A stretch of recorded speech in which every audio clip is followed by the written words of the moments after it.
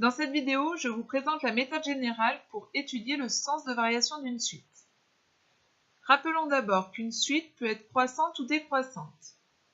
Elle sera croissante lorsque un est plus petit que un plus 1 pour tout entier naturel n, c'est-à-dire lorsque chaque terme est plus petit que son terme suivant. Cela revient à dire que un plus 1 moins un est positif pour tout n appartenant à n. Une suite sera décroissante lorsque cette fois chaque terme est plus grand que son terme suivant. Cela revient à dire que la différence un plus 1 moins un est négative pour tout entier naturel n. De cela, on déduit la méthode générale d'étude des variations d'une suite, à savoir qu'on étudie le signe de un plus 1 moins un pour tout entier naturel n. Lorsque cette différence est positive, la suite sera croissante. Lorsque cette différence est négative, la suite sera décroissante.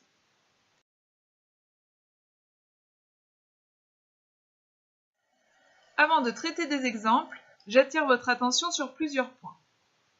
Première chose, une suite peut n'être ni croissante ni décroissante. On dit alors qu'elle n'est pas monotone. Attention, on ne dira jamais qu'elle est croissante sur tel intervalle et décroissante sur tel autre intervalle, comme on peut le faire pour une fonction. En effet, une suite est définie sur n et non sur un intervalle de réel. Donc, tout ce qui nous intéresse, c'est de savoir si tous les termes d'une suite suivent un même sens de variation. Dans ce cas, elle sera monotone, croissante ou décroissante selon les cas. Sinon, on s'en tient au fait qu'elle n'est pas monotone. Ça nous amène au deuxième point. Il se peut toutefois que les premiers termes de la suite empêchent la monotonie de cette suite. Dans ce cas, on va s'intéresser au premier terme UP, à partir duquel la suite est croissante ou décroissante. On dira alors que la suite est monotone, croissante ou décroissante, à partir du rang n égale à p. Dernière chose, l'observation des premiers termes peut permettre de conjecturer le sens de variation d'une suite, mais elle n'est en aucun cas suffisante.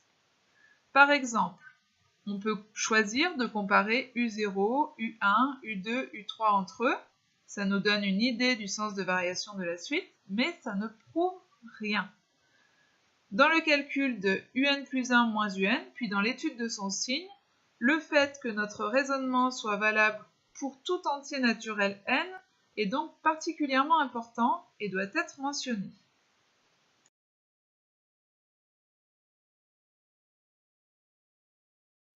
Pour mieux comprendre, passons à l'étude de deux exemples. Pour commencer, nous allons étudier le sens de variation de la suite U définie par un égale 1 sur n fois n plus 1 pour tout entier naturel n non nul. Non nul parce qu'on a n au dénominateur et donc n n'a pas le droit d'être égal à 0. Pour calculer un plus 1 moins un, on commence par exprimer un plus 1 en fonction de n. Pour cela, il suffit de remplacer n par n plus 1 dans la formule explicite donnant un. Ça donne un plus 1 égale 1 sur n plus 1 fois n plus 1 plus 1.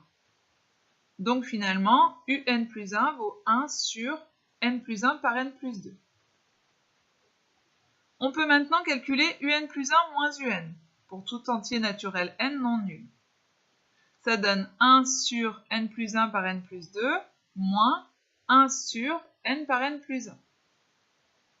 Pour étudier le signe de cette expression, on va chercher à l'écrire sous la forme d'un quotient, et non d'une différence comme c'est le cas pour l'instant. En effet, on connaît des règles des signes pour un quotient ou un produit, mais pas pour une différence ou une somme. Il s'agit donc ici de regrouper les deux fractions sous un même dénominateur. On multiplie pour cela le numérateur et le dénominateur de la première fraction par n, et ceux de la deuxième fraction par n plus 2. On obtient finalement un plus 1 moins un qui vaut moins 2 sur n fois n plus 1 fois n plus 2. Il reste à étudier le signe de l'expression obtenue. On remarque que comme n appartient à n étoiles, n, n plus 1 et n plus 2 sont strictement positifs. Le dénominateur de la fraction est donc strictement positif comme produit de facteurs strictement positifs. Par ailleurs, le numérateur est moins 2. Il ne dépend pas de n et il est négatif. Donc, d'après la règle des signes pour un quotient, moins 2 sur n fois n plus 1 fois n plus 2 est négatif, comme quotient d'un nombre négatif par un nombre positif.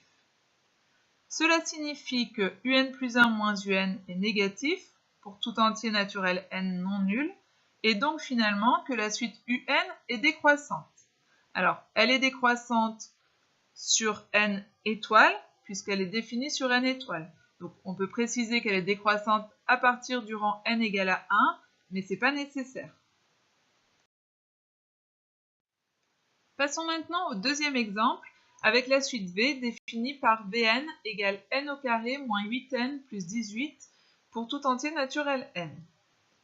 Comme précédemment, on commence par exprimer vn plus 1 en fonction de n. On obtient vn plus 1 égale n au carré moins 6n plus 11. Puis, pour tout n appartenant à n, on exprime vn plus 1 moins vn, en n'oubliant pas les parenthèses autour de l'expression de vn, puisqu'il y a un signe moins devant. On obtient finalement vn plus 1 moins vn égale 2n moins 7. Contrairement au cas précédent, on ne peut pas directement donner le signe de 2n moins 7. On cherche donc par exemple pour quels entiers n on a 2n moins 7 qui est positif.